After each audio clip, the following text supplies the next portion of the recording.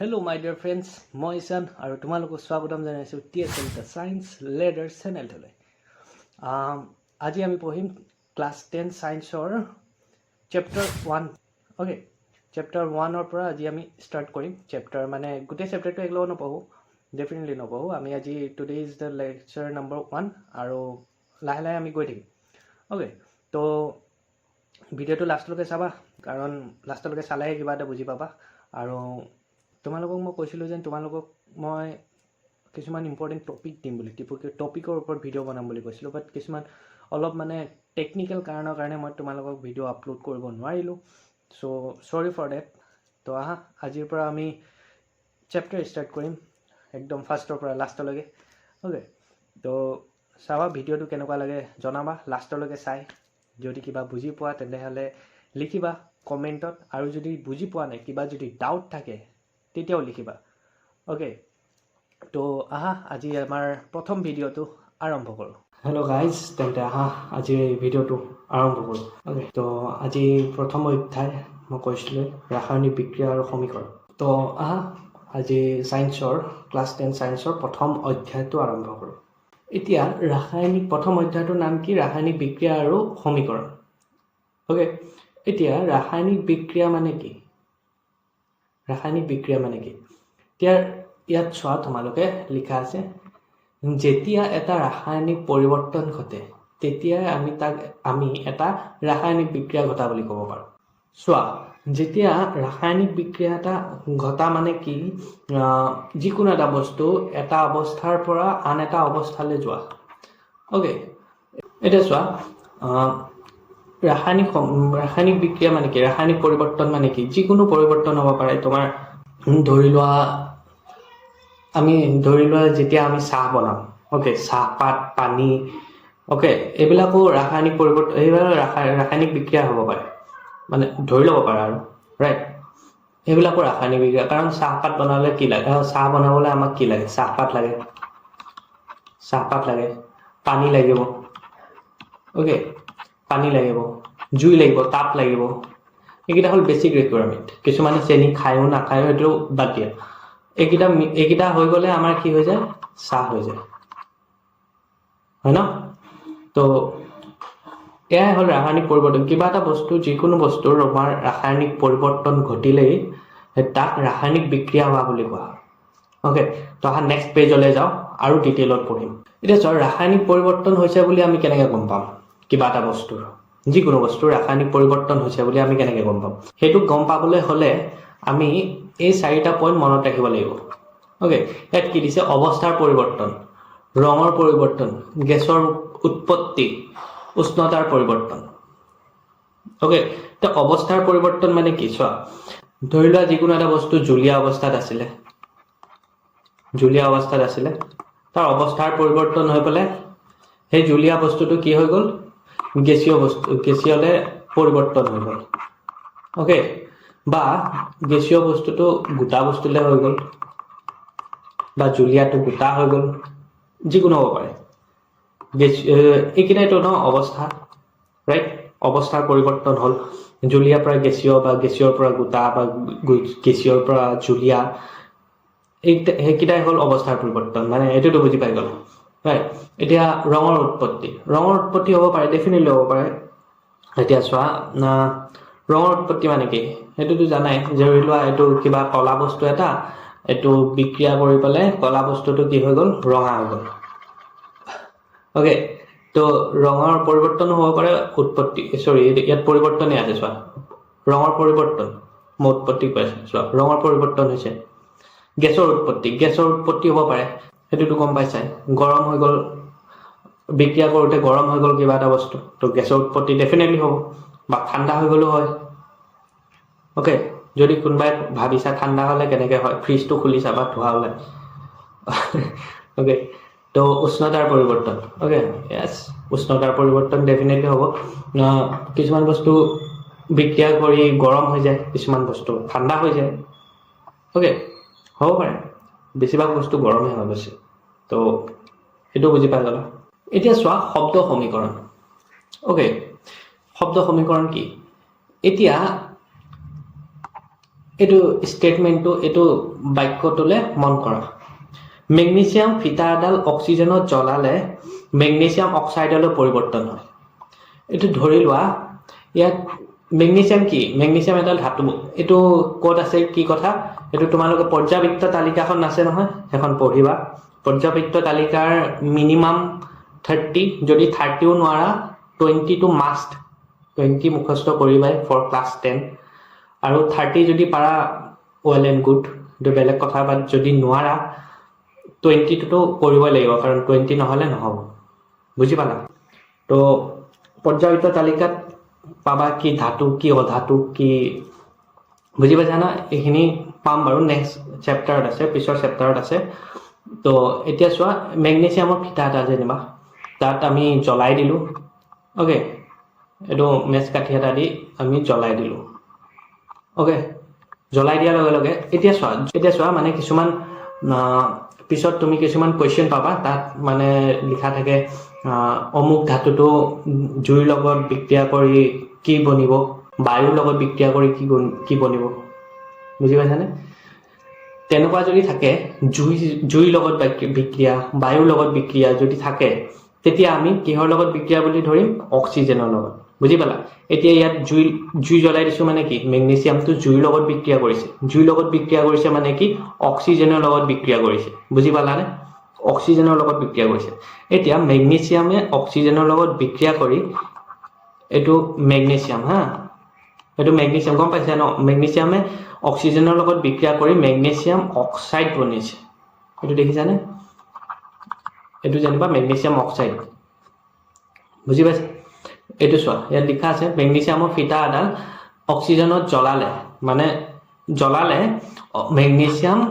অক্সাইডলৈ পৰিৱৰ্তিত হয় এটো মেগনেছিয়াম আছিল কিন্তু অক্সিজেনৰ লগত ৰিএক্ট কৰি বিক্ৰিয়া কৰি মেগনেছিয়াম অক্সাইডলৈ ৰূপান্তৰিত হ'ল বুজি পালা এতিয়া চোৱা এই বাক্যটো লিখোতে বহুত দীঘলীয়াকৈ লিখিব লগা হৈছে ৰাইট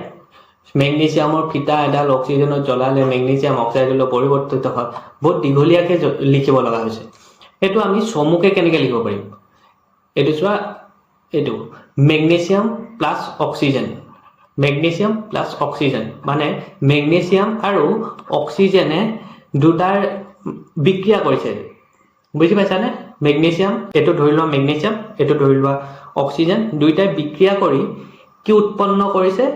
মেগনেছিয়াম অক্সাইড উৎপন্ন কৰিছে এটো চোৱা কাৰ্চিনডাল এফালে আছে দেখিছানে মানে এফালে আছে মানে কি এই দুটাই বিক্ৰিয়া কৰি এটো উলিয়াইছে বুজি পাইছা এটোৰ পৰা এটো ওলোৱা নাই এটোৰ পৰা যদি এটো ওলালে হয় মেগনেছিয়াম অক্সাইডৰ পৰা যদি মেগনেছিয়াম আৰু অক্সিজেন উলিয়ালে হয় তেনেহলে কাৰ্চিনডাল এফালে থাকিলে হয় বুজি পাইছানে আৰু এটো মেগনেছিয়াম আৰু অক্সিজেনে বিক্ৰিয়া কৰিবলৈ মেগনেছিয়াম অক্সাইড উৎপন্ন কৰিছে সেই কাৰণে কাৰ্চিনডাল এফালে আছে বুজি পালা কাৰ্চিনডালৰ খেল এতিয়া এই বিক্ৰিয়কটো কি মেগনেছিয়াম আৰু অক্সিজেন যোগ হৈছে ৰাইট মানে বিক্ৰিয়া কৰিছে যিয়ে বিক্ৰিয়া কৰে এই মেগনেছিয়াম আৰু অক্সিজেনে বিক্ৰিয়া কৰিছে বুজি পাইছানে এই মেগনেছিয়াম আৰু অক্সিজেনে বিক্ৰিয়া কৰিছে ইহত দুটা বিক্ৰিয়া কৰি পেলাই মেগনেছিয়াম অক্সাইড উৎপন্ন কৰিছে মানে মেগনেছিয়াম অক্সিজেন ইহত কি বিক্ৰিয়ক মেগনেছিয়াম অক্সাইড কি বিক্ৰিয়জাত পদাৰ্থ বুজি পালা এতিয়া বিক্ৰিয়জাত পদাৰ্থক আমি ইংৰাজীত কি বুলি কওঁ প্ৰডাক্ট আৰু ইয়াত কি বুলি কওঁ ৰিএক্টেন্ট যি ৰিএক্ট কৰিছে ৰিএক্টেন্ট ৰিএক্ট কৰি পেলাই যি বস্তুটো উৎপন্ন হৈছে যি পাইছো আমি তাক প্ৰডাক্ট বুলি কওঁ প্ৰডাক্ট মানে কি বিক্ৰিয়জাত পদাৰ্থ বুজি পালা বিক্ৰিয়জাত পদাৰ্থ এটো মনত ৰাখিবা এটো ডাবল কোৱেশ্চন আহিব পাৰে ওকে এটো চোৱা ইমান দীঘল বাক্যটো ইমান চুটিকে লিখি দিলো আমি এটা শব্দত লিখি দিলো বুজি পালানে তিনটা শব্দত এটো এটা তিনটা শব্দত আমি শেষ কৰি দিলো এটা এই লাইনটো ইয়াক আমি শব্দ সমীকৰণ বুলি কওঁ এনেকৈ চোৱা এটা শব্দতে শেষ কৰি দিছো ৰাইট বুজি পাইছানে তিনটা শব্দতে শেষ কৰি দিছো এই দীঘল বাক্যটো সেই কাৰণে ইয়াক শব্দ সমীকৰণ বুলি কওঁ বুজি পালা শব্দ সমীকৰণ বুলি কওঁ এতিয়া চোৱা ইয়াক আৰু সৰু কৰিব পাৰো ওকে আমি জানো মেগনেছিয়ামক Mg বুলি লিখো আমি অক্সিজেনক O2 বুলি লিখো আৰু মেগনেছিয়াম অক্সাইডক MgO বুলি লিখো ওকে এতিয়া চোৱা তোমালোকে এইটো ক'ত পাবা পৰ্যাবৃত্ত তালিকাখন মই যে কৈছিলো পৰ্যাবৃত্ত তালিকাত পাবা বুজি পাইছানে এই পৰ্যাবৃত্ত তালিকাখন এখন মই তোমালোকক ইয়াত স্ক্ৰীনত দেখাই দিছো এখন পৰ্যাবৃত্ত তালিকা তোমালোকৰ কিতাপতো আছে তোমালোকে এখন পঢ়ি লবা কাৰণ এখন কামত দিয়ে ৰাইট এতিয়া মেগনেছিয়াম অক্সিজেন MgO2 কাৰণ মেগনেছিয়াম বুলি ক'লে তাৰ এটো ফৰ্মুলা কি তাৰ বুজি পাইছা না মেগনেছিয়ামটো আমি Mg বুলি কও তেনেহলে সোডিয়ামটোক আমি Na বুলি কও সো অক্সিজেনক O বুলি কও কাৰ্বনক C বুলি কও নাইট্ৰজেনক N বুলি কও এইবিলাক আমি জানিব লাগিব তো ক'ৰ পৰা জানিব পাৰিম এই পৰ্যাবৃত্ত তালিকাখনৰ পৰা জানিব পাৰিম তো হেখন তোমালোকে মুখস্থ কৰিবা যদিহে এতিয়ালৈকে পঢ়া নাই তো চোৱা আমি মেগনেছিয়ামক Mg বুলি লিখিলো অক্সিজেনক O2 বুলি লিখিলো মেগনেছিয়াম অক্সাইড বনিলে দুটা ৰিয়েক্ট কৰি পেলাই বিক্ৰিয়া কৰি পেলাই হেতু কাৰণে আমি MgO বুলি লিখিলো বুজি পালা এটো মেগনেছিয়াম আৰু অক্সিজেন লাগি MgO হৈ গল মেগনেছিয়াম অক্সাইড বুজি পালা এটা চোৱা জকা সমীকৰণ আৰু সন্তুলিত সমীকৰণ এতিয়া আমি যে ইয়াৰ আগতে লৈছিলো উদাহৰণটো কি আছিল উদাহৰণটো Mg আছিল প্লাস O2 আছিল এই দুটা বিক্ৰিয়া কৰি কি উৎপন্ন হৈছিল MgO এতিয়া চোৱা তোমালোকে ক্লাস 9 ভৰৰ নিত্যতা সূত্ৰ পঢ়িছিল কনজাৰভেশ্যন অফ মাস বুজি পাইছানে তাৰ মানে কি আমি ভৰক কেতিয়াও ধ্বংস কৰিব নোৱাৰো আৰু উৎপন্ন কৰিব নোৱাৰো বুজি পাইছানে ভৰক আমি কেতিয়াও উৎপন্ন কৰিব নোৱাৰো এই ভৰক আমি কেতিয়াও উৎপন্ন কৰিব নোৱাৰো আৰু ধ্বংস কৰিব নোৱাৰো আমি ধ্বংস কৰিব নোৱাৰো ভৰটো যেনেকুৱা আছে তেনেকুৱাই থাকিব গোটেই পৃথিৱীত তেনেকুৱাই হৈ থাকিব গতিকে চোৱা আমি ভৰকটো কেতিয়াও শেষ কৰিব নোৱাৰো বা ভৰক কেতিয়াও আমি সৃষ্টিও কৰিব নোৱাৰো ধ্বংস কৰিব নোৱাৰো তো এতিয়া MgO ইয়াত চোৱা ইয়াত এটা মৌল আছে মেগনেছিয়ামৰ এটা আছে অক্সিজেনৰ দুটা আছে চোৱা 2 আছে ৰাইট দুটা আছে ইয়াত মেগনেছিয়ামৰ এটা আছে আৰু অক্সিজেনৰো এটাই আছে ইয়াত মেগনেছিয়ামৰ কেটা আছে এটা আছে অক্সিজেনৰ কেটা আছে দুটা আছে ইয়াত মেগনেছিয়ামৰ কেটা আছে এটা অক্সিজেনৰো এটা আছে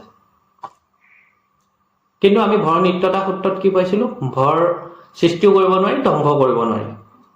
কিন্তু এতিয়া ধৰি লোৱা এটো মেগনেছিয়াম বুজি পালানে মেগনেছিয়াম কেটা আছে এটা আছে কেইমান ধৰি লোৱা এটো 1 কেজি ওকে এটো 1 কেজি এনে ধৰি লোৱা আৰু অক্সিজেন দুটা আছে অক্সিজেনটো বেলেগ ৰঙৰ ল অক্সিজেন দুটা আছে ধৰি লোৱা এটো এটা এই দুটা আমি ধৰি ললো 0.5 গ্ৰাম 0.5 গ্ৰাম 0.5 আমি ধৰি ললো ওকে তো গ্ৰাম নহব কেজি হ'ব সৰি ইটস কেজি 0.5 কেজি 0.5 কেজি বুজি পালানে এটা দুইটা মিলি কি হৈ গল 1 কেজি হল বুজি পালা মেগনেছিয়াম আছিলে 1 কেজি অক্সিজেন আছিলে অক্সিজেন এটা আধা কেজি বা দুটা মিলি কি হৈ গল 2 কেজি সৰি আধা কেজি 1 কেজি হৈ গল এতিয়া চোৱা যেটো প্ৰডাক্ট ওলালে মানে এটো কি বিক্ৰিয়জাত প্ৰডাক্ট ৰাইট এটো কি আছিলে বিক্ৰিয়জাত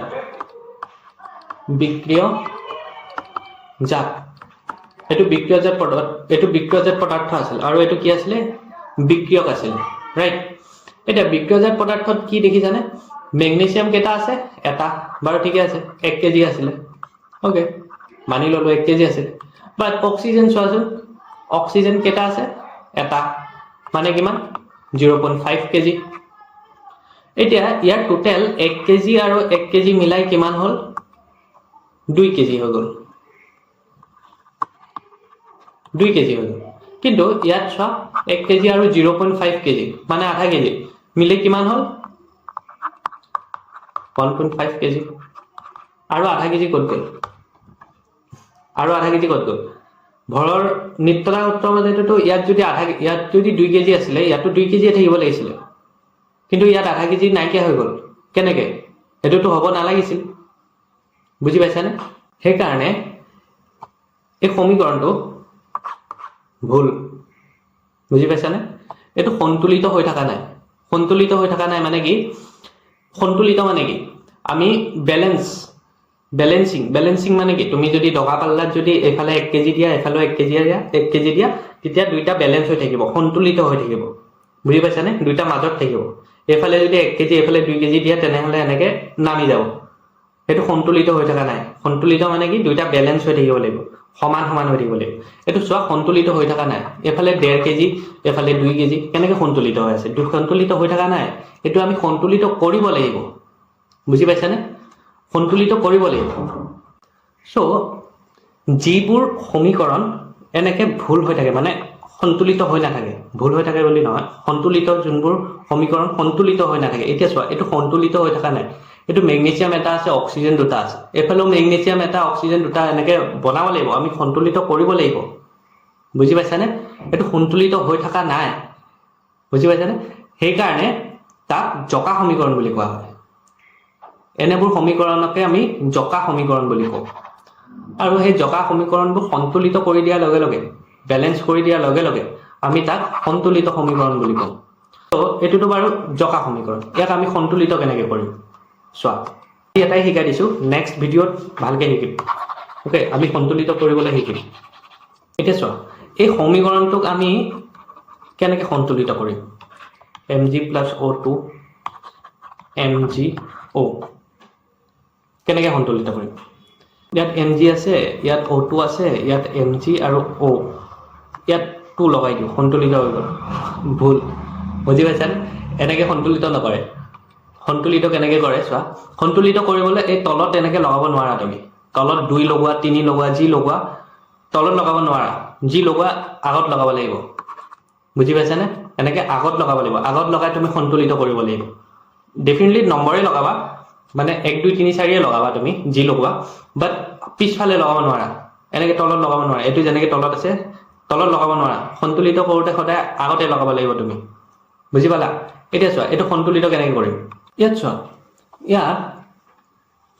ইয়াত যদি মই 2 এটা বহাই দিও তেতিয়া অক্সিজেন ইয়াত এটা আছে ন ইয়াত দুটা আছে ইয়াত মই 2 এটা বহাই দিয়াৰ লগে লগে অক্সিজেন দুটা হৈ গ'ল এতিয়া মিলি গ'ল হয় নাই কিন্তু এতিয়াও মিলা নাই সোৱা কিয় মিলা নাই কিন্তু ইয়াত ম্যাগনেসিয়াম দুটা হৈ গ'ল আৰে ইয়াত 2 পূৰণ কৰি দিয়াৰ লগে লগে ম্যাগনেসিয়ামো দুটা হ'ল ন ম্যাগনেসিয়ামো দুটা হ'ল অক্সিজেনো দুটা হ'ল অক্সিজেন দুটা হ'ল ঠিক আছে মিলি গ'ল কিন্তু ম্যাগনেসিয়ামো দুটা হৈ গ'ল